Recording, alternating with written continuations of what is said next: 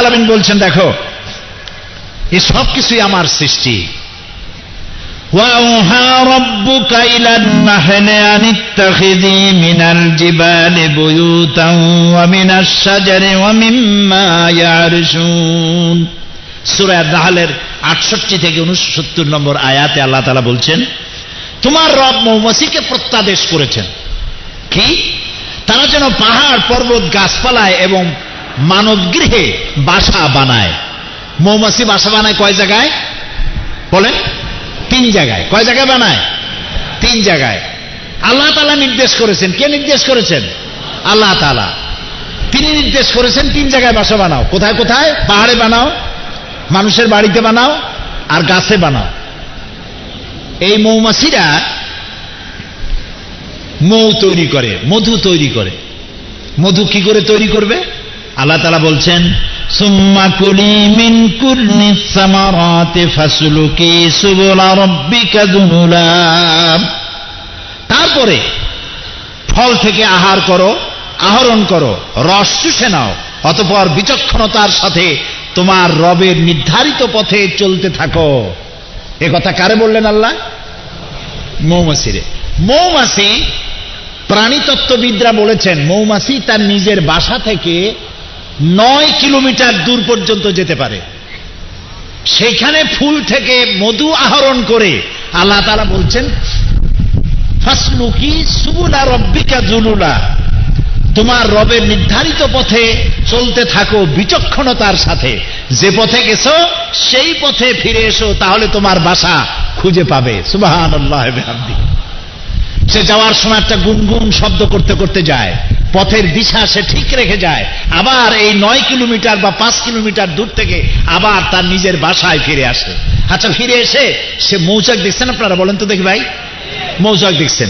এই মৌচাকের, মৌচাক মানে ঢাকার মৌচাক না কিন্তু, এই মৌচাকের কতগুলি চেম্বার আছে না? চেম্বারগুলিতে কয়টা কোণা দেখছেন গুনিয়া? খালি মৌ খাইলে হবে না, দেখতে হবে মৌ থাকে কোথায়। 6টা কোণ, 6 কোণ বিশিষ্ট। প্রত্যেকটি চেম্বার 6 কোণ বিশিষ্ট। এই 6 কোণ বিশিষ্ট হাজারো লাখো চেম্বার তৈরি করেছে মৌমাছি। ওর কাছে কোন মেশিন টুল ছিল? সুবহানাল্লাহ কইতে ইচ্ছে করে না? 1 মণ, আধা মণ, 1.5 মণ ওজনের মৌচাক বাড়ির বিল্ডিং এর কার্নিশের সাথে ঝুলে আছে, পড়ে যায় না। কত বড় সুপার গুলি লাগাইছে সে! সুবহানাল্লাহ। আল্লাহ তাআলা বলছেন, দেখো এর মধ্যে তোমরা আমার কুদরত খুঁজে পাবে, আর এই মধু হচ্ছে তোমাদের জন্য শিফা। সুবহানাল্লাহ ওয়া বিহামদিহি। আল্লাহ তাআলা বলছেন, আল্লাহ তাআলার এই কুদরতগুলি কোরআনের মাধ্যমে মানুষ দেখতে পারে, বুঝতে পারে। এই যে দেখেন, বাবুই পাখিরে ডাকি বলিছে চড়াই, কুড়ে ঘরে থেকে করো শুনলি। কি বলে? কুড়ে ঘরে থেকে করো। হ্যাঁ, ওই বাচ্চা বলে ফেলেছে শিল্পের বড়াই। শিল্প তো বটেই, এটা বড়াই করার মতো। আমি একবার দেখলাম তাল গাছ থেকে ঝড়ে একটা বাসা, ওই ডাল শুদ্ধ পড়ে গেছে তাল গাছেই এরা বানায় বেশি, বাবুই পাখি। তো এই বাসাগুলি আমি দেখলাম, যে বাসাগুলি যে বানায়েছে বিভিন্ন পাতা দিয়ে চড়ুই পাখিতে, তার কাছে তো কোনো যন্ত্রপাতি কিছুই ছিল না। ছিল না। এই বাসা বানানো তো দূরের কথা, আমাদের বুয়েট, বাংলাদেশ ইঞ্জিনিয়ার্স ইউনিভার্সিটি, এই ইউনিভার্সিটি যারা লেখাপড়া করায়, শিক্ষক যারা, এরকম বাসা বানানো তো দূরের কথা, এই বাসাটা খুলতেও পারবে না ছেঁড়া ছাড়া। এই বাসার মধ্যে 3টা চেম্বার, নিচের থেকে একটা ডোর আছে, এটা দিয়ে ঢুকবে, ওইখানে একটা বৈঠকখানা আছে, তারপরে উপরে একটা তলা আছে, এটা হলো মাস্টার বেডরুম। এখানে তারা স্বামী স্ত্রী দুজন কনজুগাল লাইফ লিড করবে। আর উপরে আছে আর একটা ব্যাকডোর। দেখেন অবস্থা, আত্মরক্ষার জন্য আল্লাহ তাকে বুদ্ধি দিচ্ছেন, নিচের থেকে যদি আক্রান্ত হও ব্যাকডোর দিয়ে পালায় যাবা। এটা ফায়ার এক্সিট অথবা ইমার্জেন্সি এক্সিট। এখন স্বামী স্ত্রী দুইজনে এখানে রাত কাটাবে, এক জায়গায় থাকবে, কিন্তু একে অপরের মুখ দেখবে না। সেখানে তো কোনো বিদ্যুতের আলো নাই। এখন এরা আলো পাবে কোথায়? ওর মাথায় কে বুদ্ধি দিল, ওর মাস্টার বেডরুমে কোথা থেকে একটু কাদা এনে লাগাইয়া 8-10টা জোনাকি পোকার মাথা কাদার মধ্যে ঢুকাইয়া পাছা বাইর করে রাখছে, অটোমেটিক 0 পাওয়ারের বাল্ব হয়ে গেছে। সুবহানাল্লাহ কইতে ইচ্ছে করে না? এই হচ্ছে আমার আল্লাহ।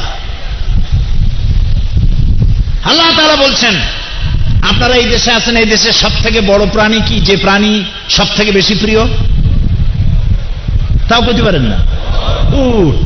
আল্লাহ তাআলা বলছেন, আফালা ইয়ানজুরুনা ইলাল ইবিলি কাইফা খুলিকাত, আমি উট বানাইছি কেমনে তা কি দেখছো?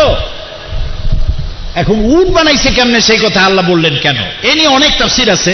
কেউ বলেছেন উট মরুভূমির জাহাজ, কেউ বলেছেন উটের 2টা হাঁটু, কেউ বলেছেন উট বেশি দিন পানি পেটের মধ্যে রাখতে পারে, নানান রকমের কথা বলেছেন। কিন্তু আসল কথা অনেক দেরিতে আবিষ্কার হয়েছে। সেটা হলো এই, উটের মধ্যে আল্লাহ তাআলা 2টা আলাদা জিনিস দিয়েছেন যা কোনো প্রাণীকে দেন নাই। পৃথিবীর সমস্ত প্রাণী যতটা পানি লোড করে ততটা আনলোড করে, শুধুমাত্র উট একমাত্র পানি যতটা পান করে সবটা পেশাব করে বের করে দেয় না। পিওর পানি রাখার মতো একটা চেম্বার তার বডির মধ্যে আছে, সেখানে পানি জমা করে রাখে। নাম্বার 2, পৃথিবীর প্রত্যেকটি প্রাণী অক্সিজেন যতটা গ্রহণ করে সবটা ছেড়ে দেয়, আবার নতুন করে গ্রহণ করে। পৃথিবীর একমাত্র প্রাণী উট যতটা অক্সিজেন গ্রহণ করে সবটা ছাড়ে না, কিছুটা অক্সিজেন রাখার মতো লাংসের কাছে তার একটা চেম্বার আছে যেখানে প্রিজার্ভ করে রাখে অক্সিজেন। পানিও আছে, অক্সিজেনও আছে। কেন? কারণ হলো মরুভূমিতে সাইমুম হয়, বালুর ঝোড়ো হাওয়া। এই বালুর ঝোড়ো হাওয়া শুরু হলে 2 দিন 3 দিন 4 দিন 5 দিনও থাকে, আপনাদের জানা আছে। তখন মানুষেরা টের পায়, যার যার বাসায় গিয়ে দরজা বন্ধ করে দেয়। কিন্তু উট যাবে কোথায়? ও তো মরুভূমির প্রাণী, সে যাবে কই? উট যখন টের পায় যে মরুভূমিতে ঝোড়ো হওয়া শুরু হয়েছে, সে তখন সামনের পাও দিয়ে সামনের বালুগুলো সরাইয়া এর ভিতরে তার মাথাটা, গলা তো অনেক লম্বা, অর্ধেকটা গলা মাথা শুদ্ধ ওই মরুভূমির ভিতরে ঢুকায় দেয়। এই অবস্থায় সে অন্তত 5 দিন থাকতে পারবে। মরুভূমির ভিতরে উট যেন পানি এবং অক্সিজেনের জন্য যেন মারা না যায়, এই জন্য আল্লাহ রাব্বুল আলামিন উট এমন প্রাণী যার ভেতরে পানি আর অক্সিজেনকে আল্লাহ রাব্বুল আলামিন রিজার্ভের ব্যবস্থা করে দিয়েছেন।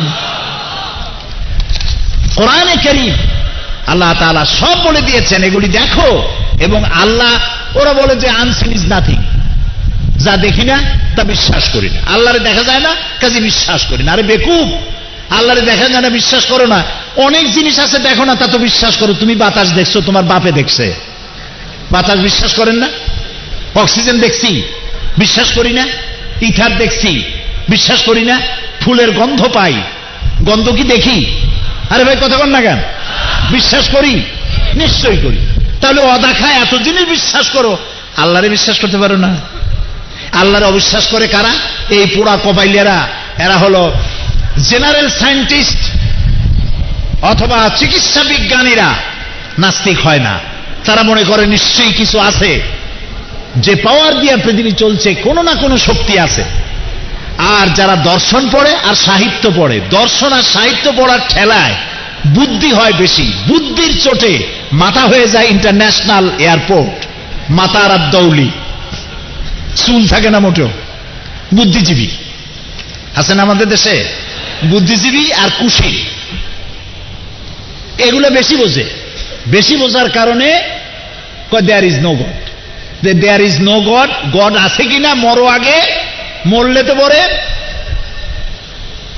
রাষ্ট্রীয় মর্যাদা দেওয়া হয়, সেলুট মারা হয়, তারপরে কবরে সেলুট মারবে কি দিয়া সেটা পরে টের পাবা।